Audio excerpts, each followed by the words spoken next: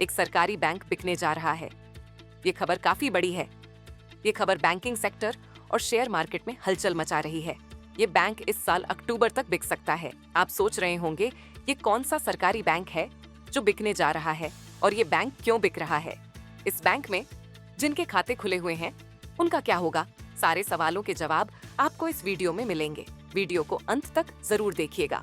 सरकार की लंबे समय से अटकी IDBI बैंक की रणनीतिक बिक्री अब आखिरी मोड़ पर पहुंच चुकी है। मीडिया में चल रही खबरों में सूत्रों के हवाले से बताया जा रहा है कि सरकार का लक्ष्य है कि यह डील अक्टूबर 2025 तक पूरी हो जाए।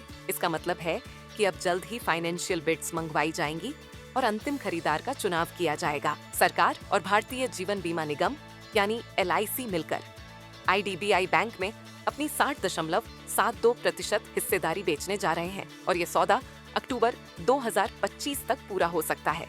जी हाँ, ये भारत के बैंकिंग सेक्टर में पहली बड़ी रणनीतिक बिक्री होगी जो भविष्य में और सरकारी बैंकों के निजीकरण का रास्ता खोलेगी।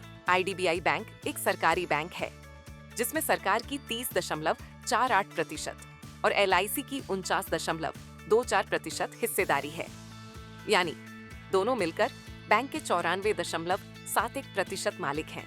अब सरकार और LIC ने फैसला किया है कि वो अपनी 60.72% हिस्सेदारी बेच देंगे और इसके साथ ही बैंक का मैनेजमेंट कंट्रोल भी नए खरीदार को दे देंगे। इसका मतलब है कि IDBI बैंक अब पूरी तरह प्राइवेट हो सकता है। इस बिक्री की प्रक्रिया लंबे समय से चल रही थी, लेकिन अब ये अपने अंतिम चरण में है और अक्टूबर 2025 तक पूरा होने की उम्मीद है। इसके लिए खास दस्तावेज तैयार किया गया है जिसे कहते हैं शेयर परचेज एग्रीमेंट यानी SPA। ये एक कानूनी कागज है जिसमें बिक्री की सारी शर्तें लिखी होती हैं, जैसे नए खरीदार को क्या करना होगा, किन नियमों का पालन करना होगा और सरकार को पैसे कैसे मिलेंगे।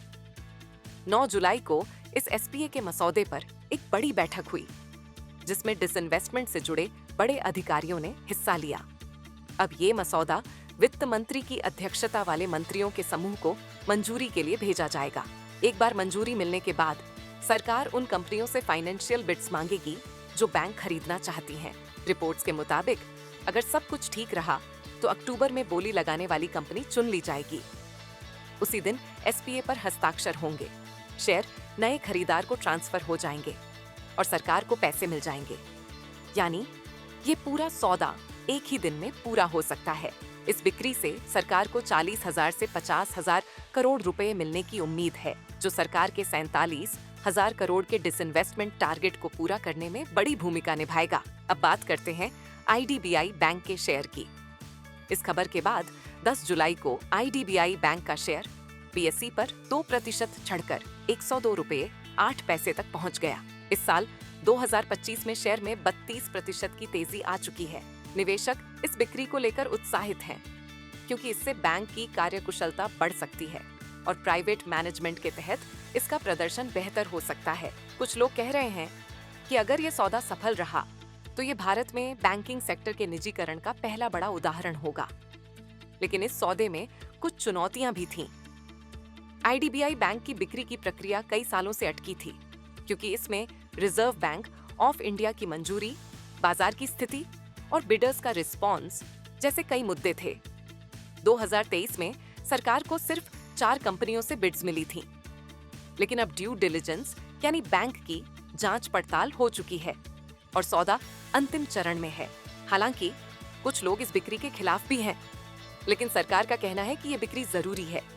कमेंट में बताएं कि आप इस बिक्री के बारे में क्या सोचते हैं। खबर पसंद आई हो तो इसे लाइक करें, शेयर करें और ऐसी ही बड़ी खबरों के लिए बने रहें बिज़ तक के साथ।